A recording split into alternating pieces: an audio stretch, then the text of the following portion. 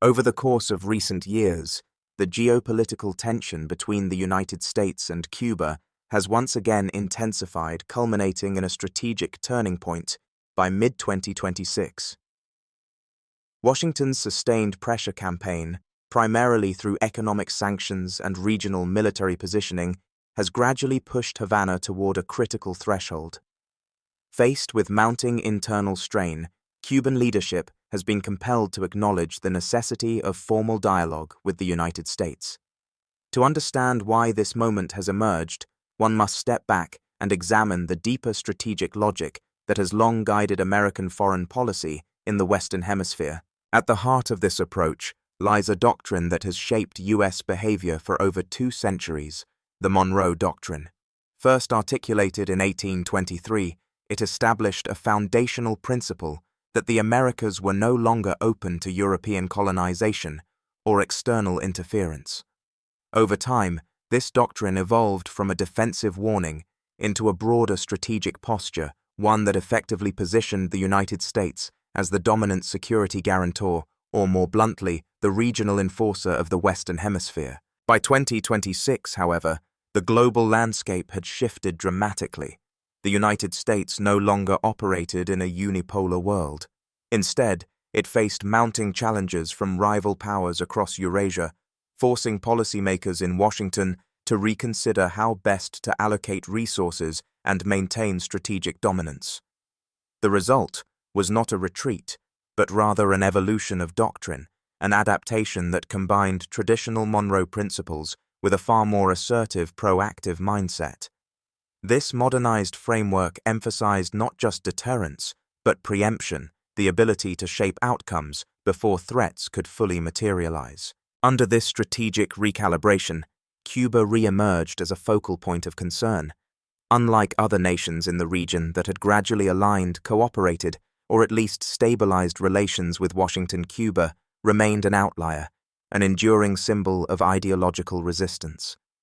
For more than 6 decades, Havana had maintained a socialist system fundamentally at odds with U.S. interests while consistently rejecting efforts at normalization that would require political concessions.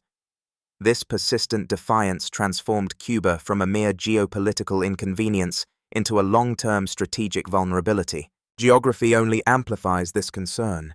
Situated less than 100 miles from the coast of Florida, Cuba occupies a position of extraordinary strategic significance.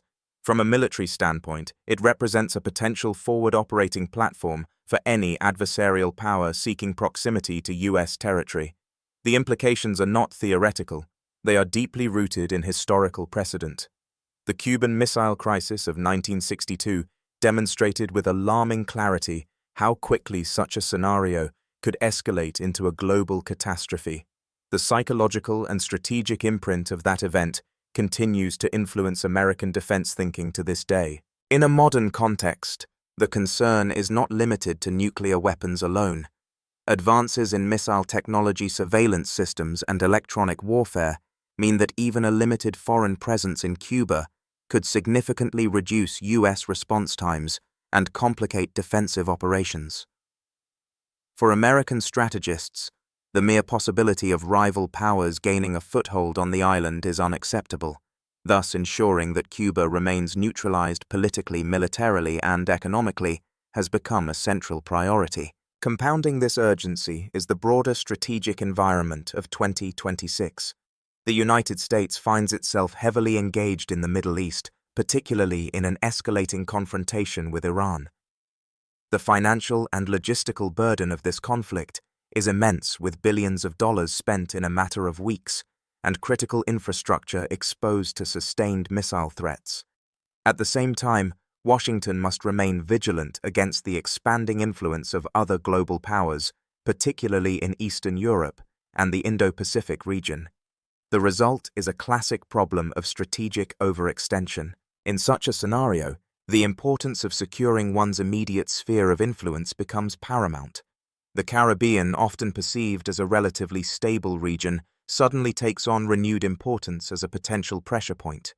Any instability here, especially involving a nation as strategically positioned as Cuba, could force the United States into a multi-front dilemma dividing attention and resources at a time when both are already under strain. Yet military considerations are only part of the equation. Economic factors, particularly those tied to global energy flows, play an equally decisive role. In 2026, disruptions in key maritime routes, especially those connected to the Middle East, have triggered a severe energy crisis. With a significant portion of the world's oil supply affected, the United States has been forced to look closer to home for alternatives. Venezuela, with its vast reserves, has emerged as a critical supplier, providing a lifeline to American refineries, particularly along the Gulf Coast. However, this solution introduces a new vulnerability. The maritime routes connecting Venezuela to the United States pass directly through the Caribbean, placing Cuba in a position of indirect control over a vital energy corridor. While Havana may not actively seek confrontation, its mere capacity to influence or disrupt these routes, especially with external backing, represents a strategic risk that Washington cannot ignore. From this perspective, neutralizing Cuba's ability to interfere becomes not just a military objective, but an economic necessity. Ensuring uninterrupted energy flows is essential to maintaining domestic stability, industrial output, and ultimately global influence. In a world where economic power is increasingly intertwined with national security, control over such critical infrastructure cannot be left to chance. Beneath these immediate concerns lies an even deeper layer of strategic calculation, the preservation of the global financial system centered on the US dollar. For decades, the so-called petrodollar system has underpinned American economic dominance. By ensuring that global oil transactions are conducted in dollars, the United States has maintained a unique advantage, one that reinforces demand for its currency and sustains its financial institutions. However, this system is now under pressure. Emerging economic blocs are actively exploring alternatives, seeking to reduce dependence on the dollar through bilateral trade agreements and alternative payment mechanisms. Cuba, due to its geopolitical position and existing relationships, has the potential to serve as a regional hub for such initiatives. Increased economic engagement from rival powers raises the possibility that Havana could facilitate financial networks operating outside U.S. oversight. For Washington, this represents more than just an economic challenge. It is a direct threat to the structural foundations of its global influence. Allowing such a system to take root in its immediate vicinity would undermine decades of strategic advantage. As a result, efforts to isolate Cuba are not merely punitive. They are preventative, aimed at closing off avenues that could weaken American financial hegemony. Taken together, these factors, military vulnerability, energy, security, and financial dominance, form a coherent strategic rationale for the United States' actions. The pressure applied to Cuba is not random, nor is it solely ideological. It is the product of a calculated effort to eliminate risk, consolidate control, and preserve strategic flexibility in an increasingly complex world. As we move forward, the situation becomes even more intricate, shaped not only by external pressures, but also by domestic political considerations within the United States itself. These internal dynamics, often overlooked, play a decisive role in shaping foreign policy decisions and will be essential to understanding the next phase of this unfolding geopolitical narrative. While the strategic and economic imperatives behind Washington's actions are substantial, they do not operate in isolation. Equally influential, though often less visible to outside observers, are the domestic political calculations that shape decision-making at the highest levels of American leadership. In the case of Cuba, these internal dynamics are not merely background factors.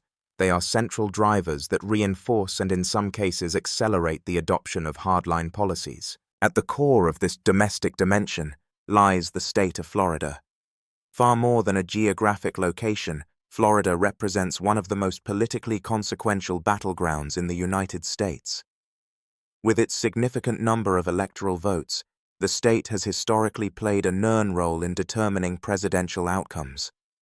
No serious contender for the White House can afford to overlook its importance, and every major policy decision that touches on regional or ideological concerns is carefully weighed against its potential impact on voters there. Within Florida, the Cuban-American community, particularly concentrated in areas such as Miami's Little Havana, holds a uniquely influential position.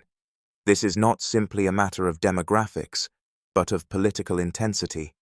Many members of this community are descendants of those who fled Cuba during periods of political upheaval, and their views are often shaped by deeply personal histories of displacement and opposition to the Cuban government. As a result, their expectations of U.S. policy toward Havana tend to be uncompromising. For decades, this voting bloc has consistently supported candidates who advocate for firm, even aggressive stances against Cuba. Economic sanctions, diplomatic isolation, and overt political pressure are not seen as controversial measures within this context. They are regarded as necessary tools. Any sign of leniency, any gesture that could be interpreted as rapprochement without significant concessions from Havana risks triggering political backlash. For an administration seeking to maintain or expand its support base, especially in a competitive electoral environment, this is a risk that cannot be ignored. In this sense, the pressure campaign against Cuba serves a dual purpose. Internationally, it aligns with strategic objectives related to security and economic dominance. Domestically, it functions as a powerful signal of resolve, reinforcing credibility among key constituencies. The convergence of these interests creates a policy environment in which escalation becomes not only possible, but politically advantageous. By late 2025, these combined pressures began to manifest in a coordinated and systematic tightening of the U.S. approach toward Cuba. Military deployments in the Caribbean increased noticeably, with naval assets and surveillance aircraft establishing a persistent presence across critical maritime zones. This was not an overt act of war, but rather a demonstration of capability and intent, a signal that Washington was prepared to enforce its strategic priorities if necessary. Simultaneously, the economic dimension of the campaign intensified. Financial sanctions were expanded and refined, targeting not only Cuban institutions, but also the networks that sustained them. Particular attention was given to energy supply chains, especially those linking Cuba to Venezuela. These connections represented one of Havana's last remaining lifelines, providing essential fuel that underpinned both civilian infrastructure and industrial activity. The effectiveness of these measures became increasingly evident as 2026 progressed. Fuel shortages began to ripple across the island, forcing the closure of gas stations and disrupting transportation systems. Industrial output declined sharply, and the strain on electrical grids led to widespread power outages. For ordinary citizens, the impact was immediate and severe, transforming abstract geopolitical tensions into tangible daily hardships. Compounding these challenges was a sudden and dramatic geopolitical development, the destabilization of Venezuela's leadership. As Cuba's most significant regional ally faced its own internal crisis, Havana found itself increasingly isolated. The loss of consistent external support magnified the effects of U.S. sanctions, accelerating the erosion of economic stability within the country. From a strategic standpoint, this sequence of events reflects a classic application of pressure theory.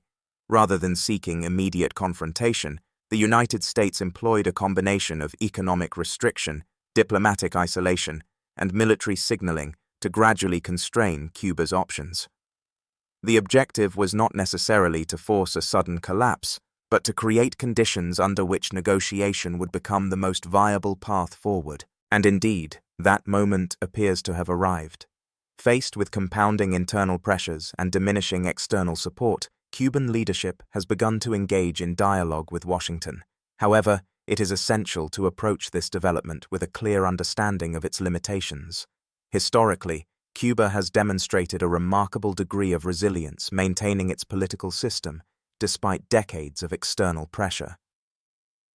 While negotiations may address specific issues, economic relief, trade conditions, or regional security arrangements, the core ideological framework of the Cuban state has remained largely non-negotiable. This raises a fundamental question about the nature of the current moment.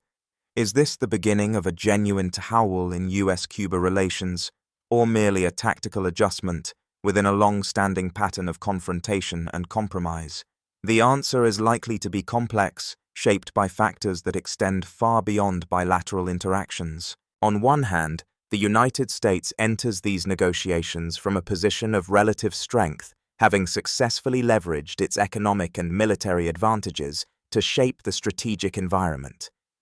On the other hand, Cuba's historical endurance suggests that pressure alone may not be sufficient to achieve transformative outcomes. The interplay between these realities will define the trajectory of future developments. Looking ahead, the implications of this situation extend well beyond the Caribbean. The strategies employed here, combining economic leverage, military positioning, and political signaling, offer insight into how major powers may navigate an increasingly multipolar world.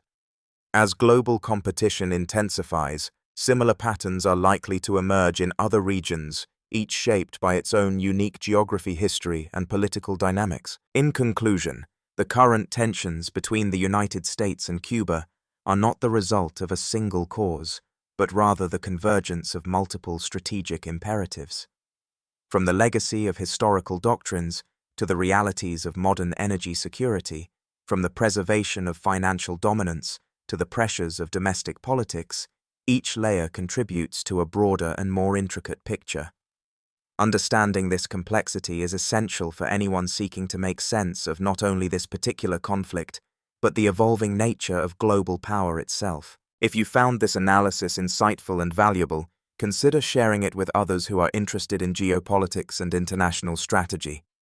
Don't forget to subscribe to Strategy Scope for more in-depth breakdowns like this, and leave your thoughts in the comments. Your perspective adds to the conversation and helps shape future discussions.